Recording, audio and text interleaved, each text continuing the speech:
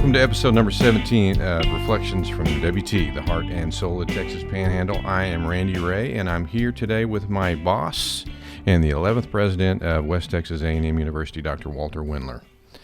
How Morning. you feeling today? I'm All doing good? just fine. I'm doing just fine. It's a little chilly outside, but I'm doing just fine. Yeah, it's a brand new year, and Getting there. I'm excited about it. One thing that, before we start talking about the new year, I wanted to briefly talk about is a few weeks ago, you showed up to city commissioner meeting in the city of Canyon, and that's one of the hats I wear as a city commissioner. And I wanted to talk just a little bit about that meeting and talk about the relationship between the city of Canyon, Texas, and WT. One thing that I mentioned during the meeting, and I believe that I commended you and Mayor Henders for the great relationship that the city of Canyon and WT has. Talk about that a little bit. Okay, I will. And first of all, I came to talk a little bit about the economic impact that West Texas A&M University has on Randall and Potter counties specifically, and then more generally on the top 26 counties of Texas. And we'll get to that in just a second. But I think your identification of a positive and strong working relationship between Mayor Henders and the university.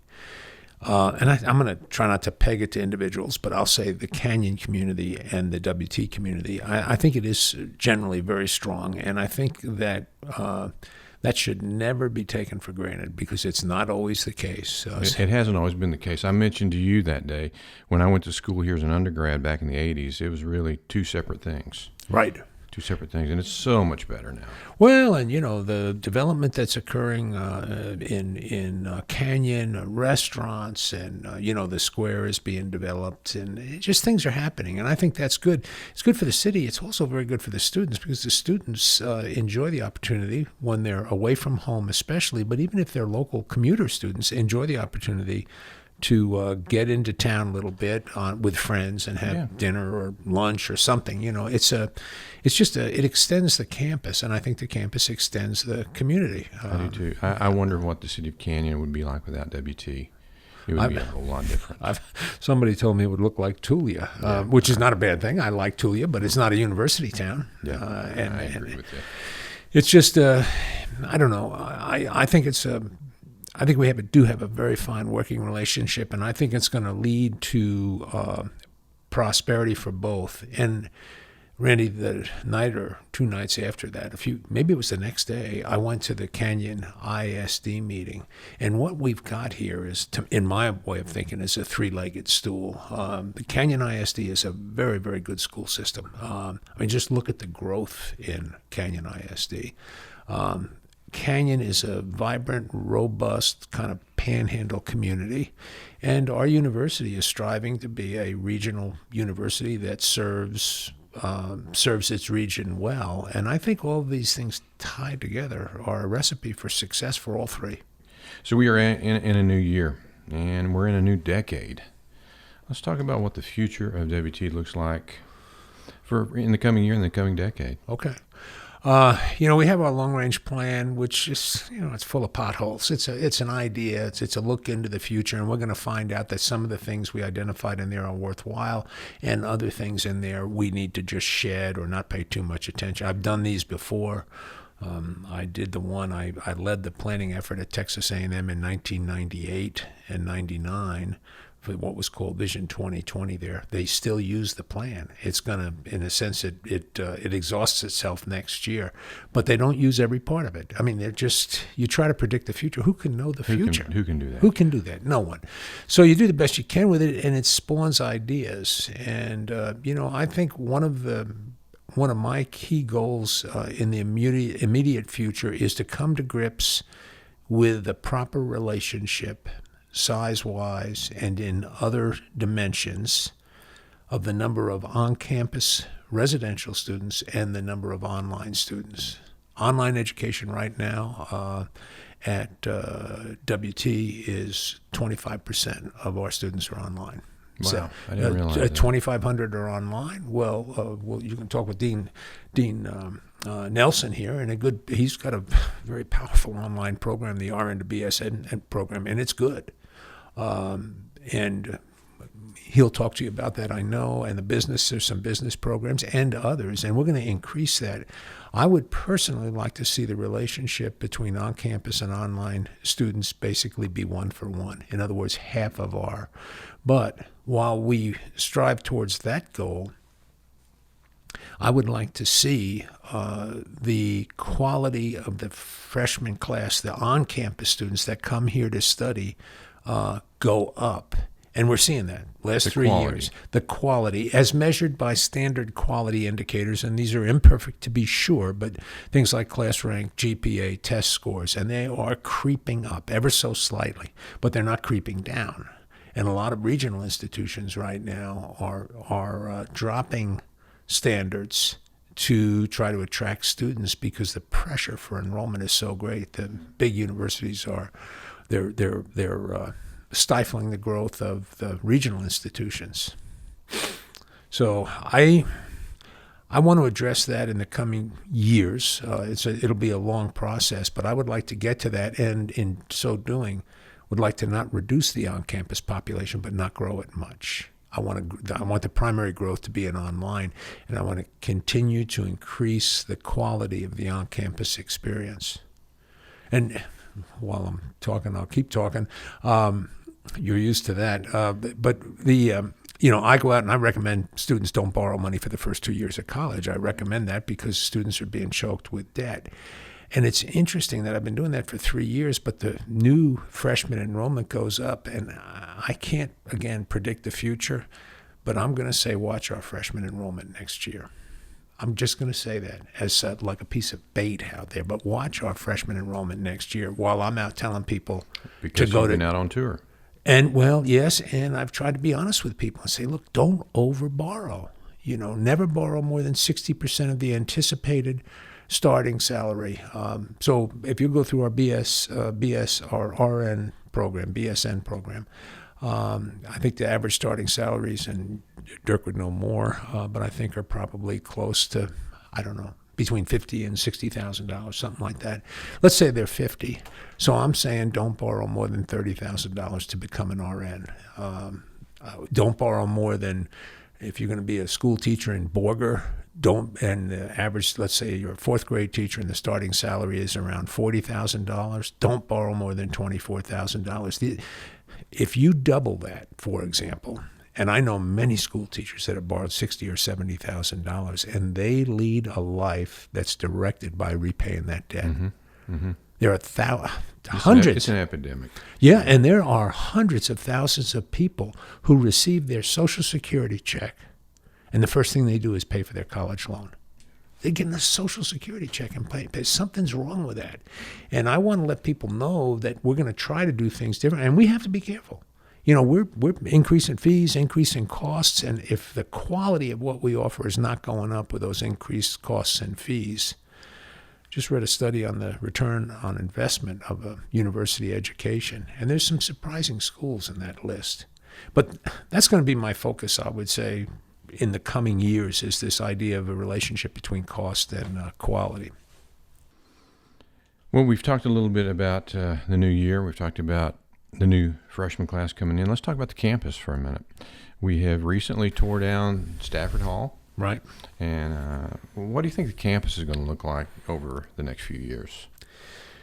Well, the campus continues to improve, I think, in its service to students, and it's got a good pedestrian feel to it. I think, it's a nice campus to walk. Some of the walks are getting a little long, like over to Ag Sciences and so on, but you can still walk this campus.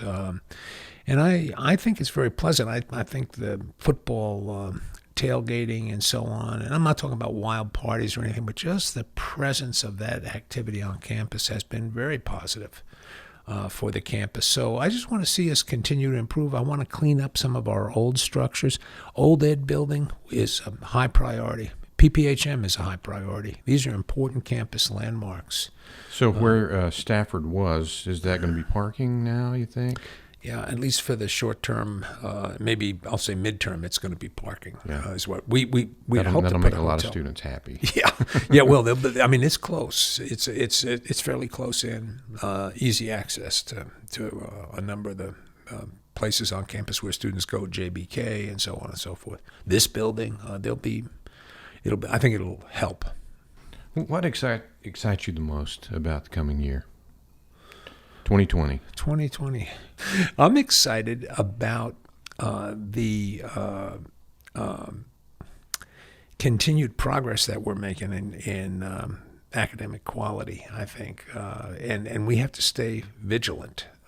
And I think we're sticking to it, and I'm excited about that. I'm also excited about the fact that this will be our 30th year in 2020. We'll celebrate our 30th year as part of the Texas A&M University system, which I was talking with Representative John Smithy about this, and he thinks it's a very important accomplishment. And he said this is, has been important for WT. WT's grown. As I said, I wonder what Canyon would be like without WT. I wonder what WT would be like without the A&M system. Well, it'd be hurting. I think it's helpful, but we have to maintain our identity. I've known Russell Long for 20 years, and he was always concerned, and I think appropriately, that we not sacrifice our WT identity as we join the system.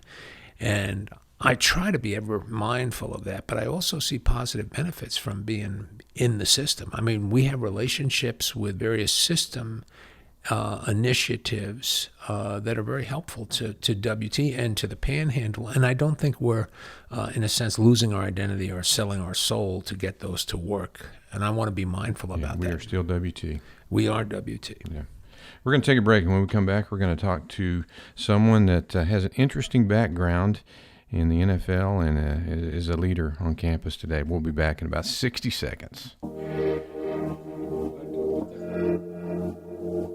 West Texas A&M University is a student body that learns by doing and is always seeking opportunity. Talented and accomplished faculty that teach both in and out of the classroom. Programs that provide timeless information and meet the challenges of today's world. Facilities rich in technology as well as WT history. It's our alumni and donors that make the big difference and set us apart from other universities. With your support, WT will continue to award scholarships to deserving students and strengthen our programs, which means a better campus, more in-depth education, and a lasting cultural and economic impact on our region. Now is the time to strengthen connections, support students, and open doors for tomorrow's leaders. Share your experience, share your heritage, share your pride. Welcome back to Reflections from WT, the heart and soul of the Texas Panhandle. For this segment of the podcast, we have a special guest. We're going to be talking to Dr. Dirk Nelson. He is the Dean of the College of Nursing and Health Sciences here at WT. Dr. Nelson, welcome. Absolutely. I appreciate being here. Well, we appreciate you being here. Sure. I alluded to the fact before we went on break that you spent a little time in the NFL. Tell us about that. I think the key word in that comment or that phrase was little, but that is correct. I was a free agent with the Seattle Seahawks back in 1986. I was a punter, played in all of 2 preseason games before I was ignominiously released following a game against the Detroit Lions. Well, so the Seahawks have a connection with WT. Mm-hmm. One of my former students, Charlie Martin, played for the Seahawks for a little bit. So, what was that like? So my 6-week tenure there in Seattle, I loved it. At the time, I was hoping it was going to turn in from 6 weeks, maybe to a 6-year career. Enjoyed Seattle, but had I not been waived back in August of 1986, I never would have met my wife, and we would never have had our 2 children. So. Yeah, it worked out great. Well, how did you transition to academics from that? Oh, no, that's a great question. Actually, I had already received my master's degree by the time I was in training camp with the Seahawks. I attended Montana State University for my baccalaureate degree, played football there, and had a marvelous time, enjoyed my experiences there. That's where I studied exercise science. I wanted to go to graduate school, and initially when I was in graduate school, I wanted to go into a clinical setting, largely working in cardiac rehabilitation, patients that have had heart attacks and strokes, and rehabilitating them from a physiologic perspective. But a gentleman named Tom Thomas, who was my teaching hero, he was at the University of Kansas, where I went to graduate school. He came in one morning and had an announcement for a teaching position at a small college in Nebraska, and I had an epiphany over about the 30 seconds that he read that teaching announcement, and I said, I want to be an academic. So that's how I got into higher education. When did you come to WT? 2010. So I've been here 10 years now, and great group of students, magnificent group of faculty and staff, and I love it. Well, tell me about the College of Nursing and Health Sciences, and they've got some really great things happening right now. Big move coming up. Yeah, absolutely. I couldn't be more proud of the things that are going on in the college. I'm a data-driven person. Over the last 10 years, our enrollment has gone up 40%. In 2019 versus 2011, the number of graduates from our college has gone up 90%. When you look at that same time frame, the cost to the university to educate any one of our graduates has gone down 36%. So when you look at that enrollment growth, you look at that graduation growth, obviously we're attracting kiddos, we're keeping kiddos, we're graduating kiddos, and we're doing it much more cost effectively. So I could not be more proud of that. We do have an online presence. Our college has, over the last year, received over 30 national recognitions for all of our programs, largely due to cost efficacy and quality. So I'm very, very proud of those. Yeah. Tell me about the big move coming up. Yeah, we have probably by fall 2021, the baccalaureate program in nursing will be moving to the second floor of the Themaryllis Center. There's 25,000 square feet of space in that facility. That particular program has grown. The university, thanks to the leadership of Dr. Wendler, I think has committed additional faculty members to that program, and that's how we can grow. And so if we're going to grow that program, we need additional space. And so I think that 25,000 square feet of space is going to turn into a marvelous clinical experience for the students once they're admitted into the baccalaureate program in nursing. So their final 2 years will be there. There'll be some tremendous symbiosis because we work closely with the hospitals, obviously, in clinical rotations. So just from a logistics standpoint, that's going to make a lot of sense. Moreover, the college has our Department of Communication Disorders, and the WT Speech Hearing Clinic is already up and running there. And they serve children. The Speech Hearing Clinic does. They serve children. They serve adults. And we also have the Panhandle Area Health Education Center in that particular facility. So you combine all those entities with some other initiatives we're working on right now. One is referred to as the Healthy Texas Panhandle, which is something that's near and dear to my heart. We have expertise not only from the students' perspective, but from the faculty perspective in our college. We want to work closely with the Paul Engler College of Agriculture and Natural Sciences to help bring to fruition what's referred to as the Institute for Advancing Agriculture and Health. We have strengths at this university in those two areas, and working with county extension agents through the A&M AgriLife Extension Service, I want to provide preventive services to the medically underserved throughout the entire Texas Panhandle. Wow. Let me ask you both about the Themaryllis Center. Dr. Wendler, when did we open that? It's been a couple of years now? Just over a year, really. A year and a half. It's a beautiful facility, and I would encourage everyone to, if you're downtown, to go by and just take a look at it. What all's housed down there now? Well, mostly Dirk's programs. Dean Nelson is, he's got a good slate of programs down there. But I just want to emphasize what Dean Nelson is talking about here, and that is this idea that this will be a hub to help address health care in rural Texas. I've just visited 65 schools in the South Plains, did number 65 day before yesterday. And in two places, Hamel and Crosbyton, hospitals have either closed or closing. And what's going to happen there is that those citizens of those smaller communities are going to be starved for health care. And Dirk knows much better than I, and I wish he'd say a word about it,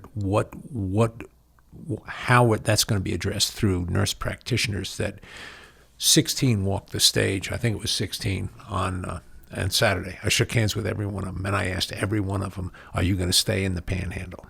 And all but 3 said yes. And I said, that is a bingo. And that is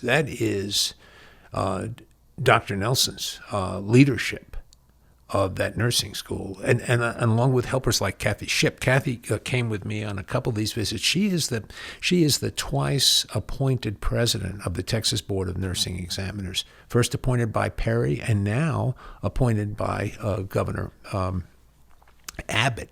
And she has a sense of the power of all this.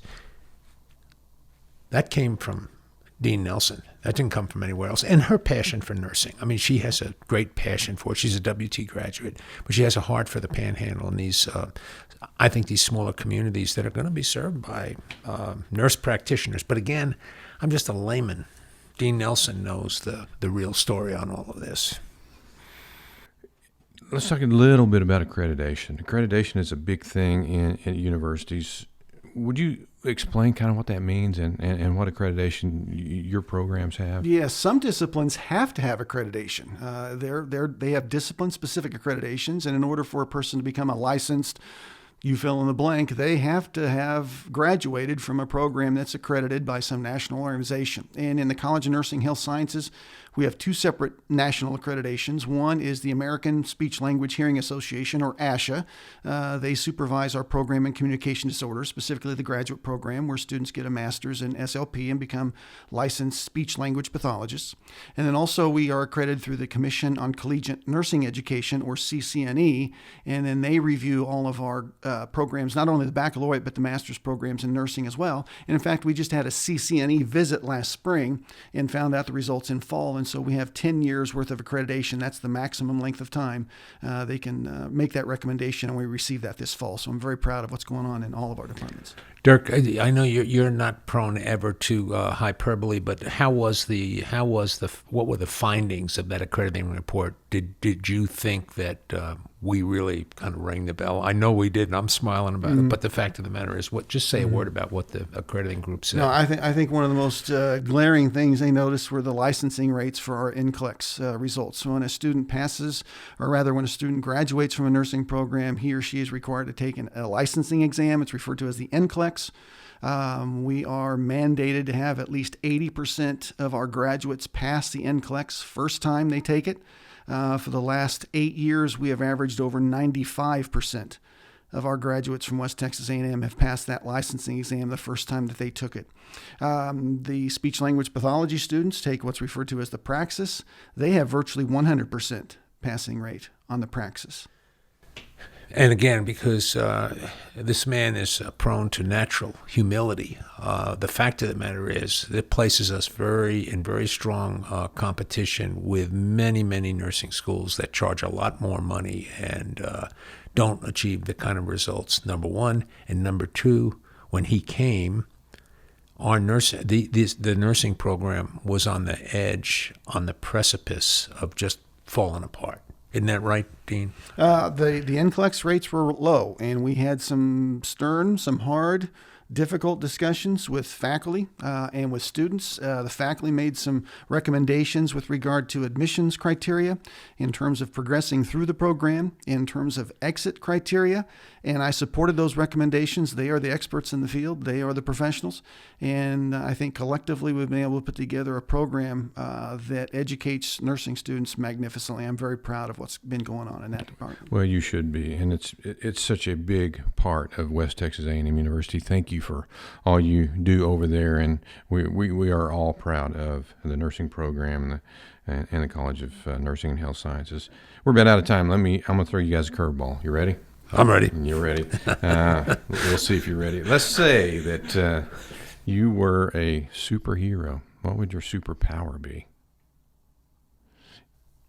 I don't know the names of the superheroes, but the one that's flexible, that can stretch, who's that one? Mr. Fantastic. I would be Mr. Fantastic. I think Why? Just because you want to remain flexible. I want to remain right. flexible. There you That's go. exactly right. Yeah. There are lots of twists and turns and curves and changes and ups and downs when it comes to university life, and being able to accommodate all those twists and turns and changes and ups and downs comes in handy. That's a good answer.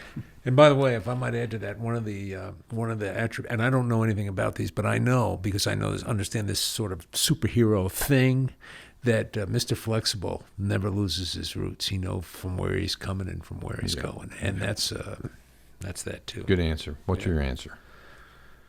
You know, I'd almost like to say the same thing. I don't want to be Superman. I mean, that's not happening. I'm an old guy that can hardly lift 40 pounds anymore. What? I don't know. Randy, you stumped me. What a way to start. Normally I don't. What a way to start the year, but you stumped me. I'm not sure what I'd want to do. But I listen, I'd be glad to be the assistant for Dean Nelson while he was the Mr. Flexible or whatever he was called. You know, I think if you were to ask me, I think I'd want to be the Flash, the guy that's really fast, because there's been several faculty meetings that I'd like to speed out of. So, we could maybe be Mr. Invisible and kind of lead. Mr. Invisible. Or what about flying? It'd be fun to fly, too. Oh, yeah. It would. Yeah. That would be. Well, that's going to about wrap it up for episode number 17 of Reflections from WT, the heart and soul of the Texas Panhandle. Thank you for joining us, and we'll be looking forward to talking to you again next time.